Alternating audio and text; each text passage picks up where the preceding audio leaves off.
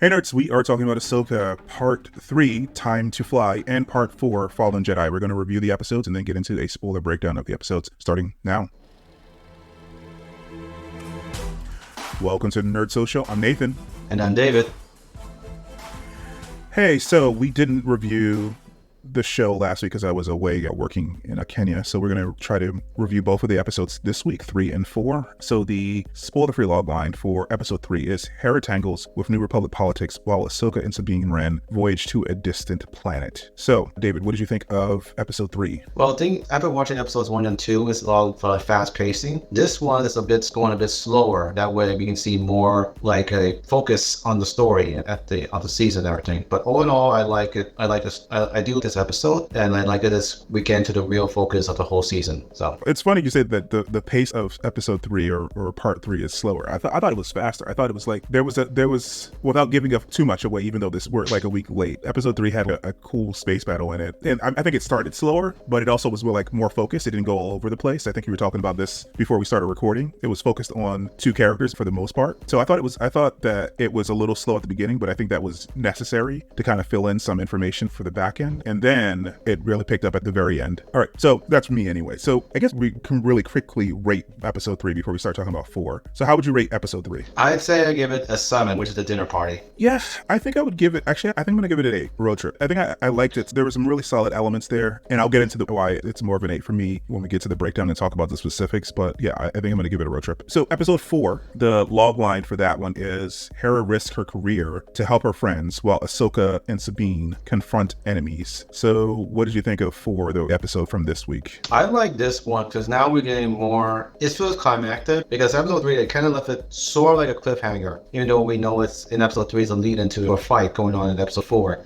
In episode 4, we get to see more what's going on with the New Republic in terms of the military and how the structure and everything, which we'll discuss in episode 3. And Hera, she's right now still struggling as she did before in Rebels, because some people don't believe her, and then some people don't believe that they should put her thoughts in consideration, because they're still in denial about the remnants of the Empire are trying to rise back up, and especially Thrawn, which they made it feel like it's like their Star Wars version of Voldemort, basically, because they're trying to not mention it, and then they're trying to deny it's not going to happen. There's no way possible. Well, it is possible. But then we saw like a more deeper conversation between 2 Jedis who are out of the order, and we got to see on 2 perspectives of why we knew Ahsoka's view of why she left. The other 2 Jedi, we wondering why they left, even though they escaped Order 66. So we got to snap. Yeah. And then, but yeah, that's how I feel about it. Yeah, this is a really solid episode. I think these episodes are getting better and better. Like I said, I think last week was an 8 for me. It's hard to talk about this episode without spoiling. It's like you said, there's some Jedi action in here, so some lightsaber stuff. But I think just the writing, and if you've watched Clone Wars and Rebels, and I'm not sure if you watch both of those shows, like the things that they mention here and the things and the way that this episode ends, it's so cool that if you watch those things. If you haven't watched those things, you might be confused, but this is a really solid episode for me. So how would you rate episode 4? I give it an 8 in this one. Yeah, I think that I want to give it a 9, but I think I'm going to give it an 8 as well. I think 3 and 4 together, there's space battle in 3 and there's lightsaber battle in 4. If you watch them together, that'd be a really good chunk together. So it'd be almost like people who might have thought that the show was a little bit too slow. 3 and 4 are I think really good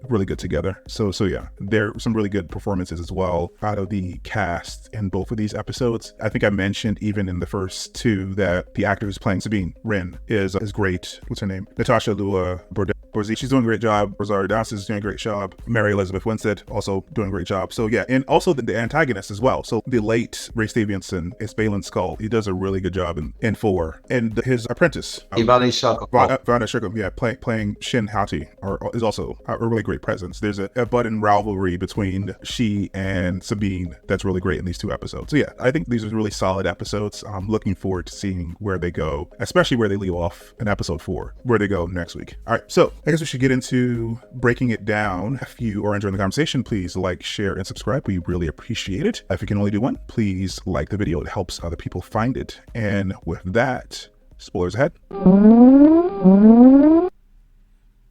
Okay, so starting off last week, you were hinting a little bit about this. We start with a training session with Sabine. This is what I was talking about, where it starts slow, but I think this is really good, like master and apprentice stuff. Even though it's slow, it's showing like real bonding, because again, I don't know if you saw Rebels, but there was no real interaction between Ahsoka and Sabine in Rebels. So they really needed to show their interaction and their relationship, and this slowing down to show their relationship through this training montage where Sabine is trying to become a better Jedi, even though she's very weak in the Force. It's like a classic like samurai movie or kung fu movie where like a master and apprentice, and Ahsoka gets to show her, you know, how to use all of her senses. So I really appreciated that cold opening. And then, as you mentioned, we have there's a little bit of a Republic politics here. So we have, what's her name, or the Chancellor, the new Chancellor, Mon Mothma. Well, yeah. So the last time we saw her was in Andor, the show Andor, and this, of course, Andor takes place before the rebellion, before A New Hope. But at the end of New Hope, she's the new Chancellor. And if you saw Rebels, the Rebels team actually saved her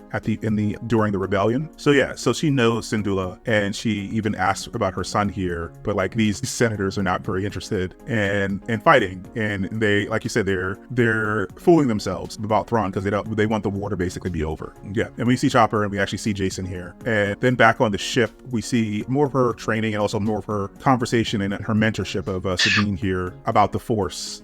And then Sabine tries to actually move the cup, and it doesn't actually move. I think this conversation was just her talking to about discouraging Sabine. He basically says here that, you know, the Jedi Order would not have chosen her and would not have accepted her. And he says that it was proven over generations. And he said, and she has like a good comeback here. Yeah, it was chosen after generations, but this Jedi Order failed, so they don't know everything, obviously. So yeah, and she says that she doesn't need her to be a Jedi. She just needs her to be her. Yeah, and then we see that her trying here, and it doesn't actually happen for her. They arrive in the Deneb system here, and their comms are being blocked. And this is the space battle that I was talking about. That was actually pretty cool. So this goes on for a while. This is actually like a classic. This reminds me of one of the space battles that were in the prequels with Anakin and Obi-Wan, because they lasted a bit longer than the ones that were in the original trilogy. There were some with the Millennium Falcon, but not usually as interesting with as many ships in the original trilogy. Not that I remember anyway. I mean, there was of course the run at the very end of the New Hope, but I don't think there was like a giant space battle with a lot of fighters in a New Hope. So this is more like the prequels. Anyway, so Morgan is on the giant ship, and she thinks she's gonna blow them out of the sky here, and that doesn't quite happen, but it does disable the ship. And then Ahsoka decides to go outside and fight the ships that are coming after them, which is cool to see, but also ridiculous, because, and what you call it, basically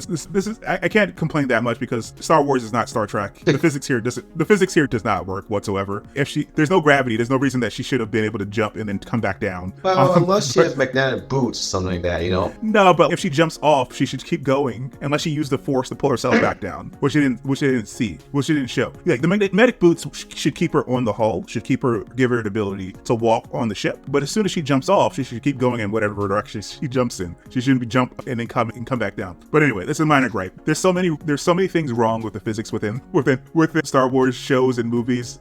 Nitpicking this one or saying that this is a big deal it would be ridiculous, because Star Wars is more science fantasy than science fiction, like Star Trek. Anyway, she gets back in, and they leave the ring, and then we see Purgle, which are the space whales that showed up in the Rebels at the very end. These are the things that took Thrawn and Ezra out of this galaxy apparently, and into another galaxy, which we found out in the previous episode that they're a galaxy away. And this is basically where the episode ends. They touch down, and then Baylan Skoll, they touch down, they turn off all the power, including Huyang, and so they can't be detected. And he gives a download about what the ship is. Basically a hyper ring that goes much further than regular hyperspace. And then that's the end of the episode. All right, so episode 4 also is pretty contained, because it still is on Cetos here. So they're trying to get the communications back up on the ship. Sabine and Ahsoka have a conversation here about their priorities, and this is the beginning of the betrayal here, because it says, you know, we can't get to Ezra first. No one should be able to get to Ezra because we can't have Thrawn come back. And she's can I count on you? And Sabine says, of course you can count on me, but like apparently not. Because Ahsoka is thinking about the larger picture. You know Ahsoka really wants to say Ezra too, but she likes she actually in Clone Wars, it's not Clone Wars, in Rebels she actually had more interactions with Ezra than she had with Sabine. So she likes Ezra. I mean, she doesn't think of him like an apprentice or anything, I don't think, but like she likes Ezra, but she doesn't want to risk the entire galaxy for Ezra because she knows if Thrawn comes back, unless he's killed or something, he'll rally so many of the remnants of the Empire to his cause. So she knows a lot more people will die if he comes back. Bigger picture. Anyway, they send Merrick and what's her name? Hati. They send Shin Hati to find Ahsoka and Sabine, but they also send a few droids at first as well. So assassin droids rather. Yeah. So he's outside fixing the ship and he gets attacked here. It's funny. I like the expressions on his face where he like narrows his eyes. Yeah. And he would be like C-3PO because he'll never blink per se. But then this one, I was like, who am I? It's like, well, he blinks. He has like expression in a way. Yeah. And also he fights. I never seen a droid fight because you never see. Well, we saw at the beginning of the second episode, the last episode that he was doing training stuff. Yeah. So he's not an assassin droid, but he should be able to fight a little bit, which he does. Like he's 1,000 years old. He's trained so many Jedi, so he should be able to fight a little bit, but maybe not as well as an assassin droid, which is built just for fighting as opposed to being a training teacher. He also has a good idea here to turn off the power to get them outside. So yeah, this whole fight is pretty cool.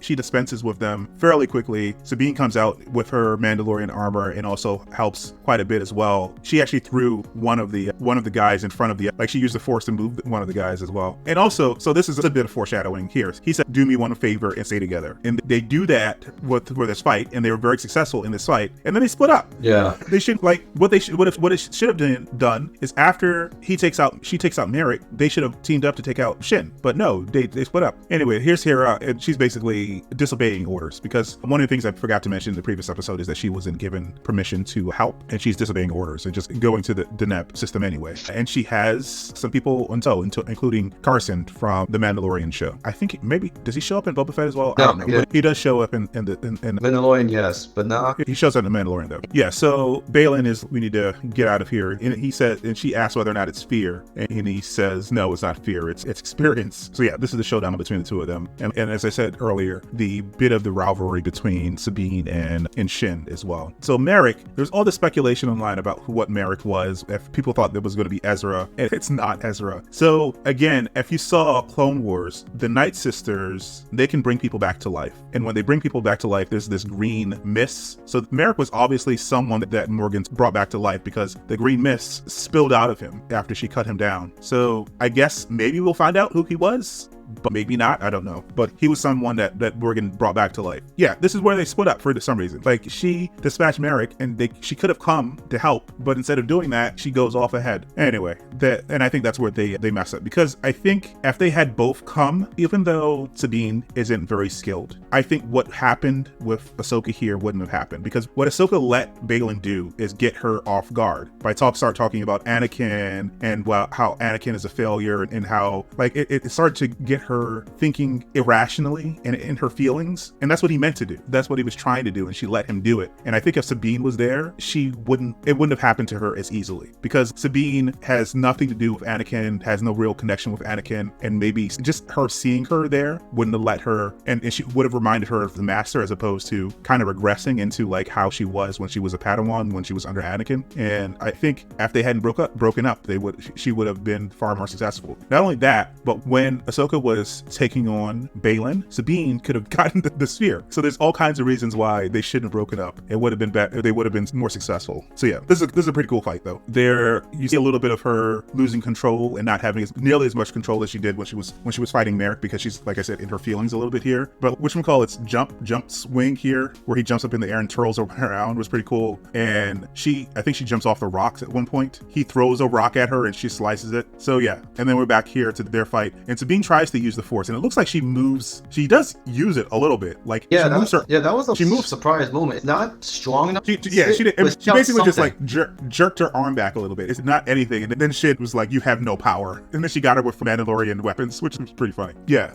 and again, another stupid move, taking this out with her hands instead of slashing at it with the lightsaber, which is probably what she should have done. Yeah, again, so she thinks that Sabine is dead because Shin came here, and then she gets angry and she's not in control. She throws her against the rock very hard and hits her head against the rock, which just makes him even angrier as well, and has him push her off of the ledge. I think what he said in the previous episode, or not the previous episode, the episode before last, when he said he didn't want to kill her, I think that was the case. And all throughout the fight, I think he was just messing with her. That's why he was mentioning it and everything. And then when she threw her against the rock, and I think that's his daughter. I think there's speculation that's his daughter. It's unlikely, because I read one of the books, one of Star Wars books, that no Jedi should ever have children. Yeah, but he's not a Jedi though. It's possible that Anakin wasn't supposed to have a wife either. So it's possible it's possible that he also, that's why he left the order. Like, he had a child, and because you gotta imagine, there's about, at the end of the Clone Wars to the end of the Rebellion, that's like 20 years, right? So he could have had a child just as young as Luke, like in the middle of the Clone Wars. So it could have been a baby at the end of the Clone Wars, and then could have been like 1920. So that Shin could be 1920, and he could have been training her. So he shouldn't have, but shouldn't have as well. Anakin shouldn't have 2 children. And also, I mean, in this timeline, the Jedi Order is gone and in the process of rebuilding by Luke Skywalker. Yeah, exactly. Anyway, so he pushes her off, and she dies, we think. She tells her to shoot it or destroy it. And I was just so surprised here that she gave this up. I was not expecting her to do that. Especially, they had a whole conversation about how they can't have Thrawn come back, but she wants Ezra so much that she's willing to risk other people's lives. It's so weird. It's definitely like corruption, like over to the dark side here a bit with Sabine. Yeah, and then she force chokes her, and then he says, stop. I'm gonna keep my promise, unlike her master. And then Sendula and the TIE fighters show up. You mean X-fighters? X-wings, not TIE fighters. X-wings show up. He destroys the map, and they go back up, and they go up to the ring, and they're really too late. They can't really do anything. They jump to the other galaxy, and which leaves all of them in their wake here, and also destroys, I think, 2 of them. Two of the X-wings get destroyed in that battle. And then we see this transition where Ahsoka fell off. It's not really something that she could survive here. You see this transition to the world between worlds. And again, this is one of the things that I was mentioning, that if you haven't seen Rebels, this is going to confuse you. World between worlds is basically like a place where the Force allows people to visit different places in time. Ahsoka was in here, Ezra was in here. Ezra actually saved her from a different point in time. And then she sees Anakin the way that he was at the end of the Clone Wars, when she left him when she was a teenager, when she was like 17 I think or something, yeah, because she started with him when she was 14, and she was like 16, 17 when she left the war. So yeah, that's the end of the episode. I think it was a really good episode. Like I said, it was just on the edge of me giving it a 9, but I want to give hopefully the next 2 episodes, or next couple episodes, are even better, and then I can give those 9s. But yeah, I think the 2 episodes together are really good. So yeah. So any final thoughts before we wrap up? Well, I have to debunk. There's another rumor of thinking who Merrick is. I mean, which we won't know anymore now. There's another one that you said that Merrick could be Ezra. There were a lot of people thinking that Merrick could be Starkiller from the Star Wars games, the Force Unleashed, where Darth Vader has another apprentice there. People thought it's him, because at the end of the game that he died, people thought he was brought to the dead. I'm thinking there's no way possible, because that happened it happened during the game. It happened during the Empire Strikes Back, so that's no way that's possible. But in this one, in episode 4, it was very nice to see real Jedi slash fights and everything, because we don't see that much anymore from the last 2 Star Wars movies. I wouldn't count that as real Jedi fights, basically, but because we miss all the sword swinging and all the Force, all the use of the Force and everything. But this is nice to see that, especially that Rosario Dawson, she's still a badass with the lightsaber, and she perfectly, and I say this in the capitalization, badass, because she portrayed Ahsoka perfectly, from the fighting, the talking, the aura that she presented, that the character represented from Clone Wars, Rebels to now is like perfect. And same as the actress who plays Sabine as well. Except that in Rebels, Sabine was all like, I would say cocky, but she's very overconfident of herself a lot of times. While here in episodes 3 and 4, we get to see more history of the relationship, what happened with them in the in Rebels. Her parents are alive, and apparently what Bun says that her parents were killed, probably in the Purge. If we go back to the Mandalorian, there was the Purge that happened during the Rebels. rebels, or during the rebellion rather. Maybe her parents were alive, and maybe her parents got killed in the purge that destroyed Mandalore. So yeah, she's basically alone. She's not as cocky as she was before, because she's far more alone, which I guess sort of explains why she gave the orb up, because she wants Ezra. I think Sendula is kind of like off doing her own thing as a general, and also she had her son to take care of, so maybe she doesn't see Sendula as often as she would like, so she wants to have Ezra back because she doesn't have any family left, because all her family is dead now. Yeah. Which kind of shows more that people thought there's a romantic relationship between Sabine and Ezra, which I don't think so, because in Rebels they treat her as like a brother and sister and everything. So that's why I feel like, because like you said earlier, Sabine has no one. Her family is dead, and some of her other family members from the Rebels are spread out and they were doing their own thing. So Dula has her son, and she thinks that Ahsoka just died, right? She fell off a cliff, so she thinks Ahsoka's dead too. It's kind of crappy what she did, but like you can understand it based upon she has no one now. So yeah. So I'm looking forward to see what happens next. But that is what we think. We want to hear what you guys think. So please comment down below, like, share, and subscribe, and we will see you in the next one. All right, guys. Bye. Oh.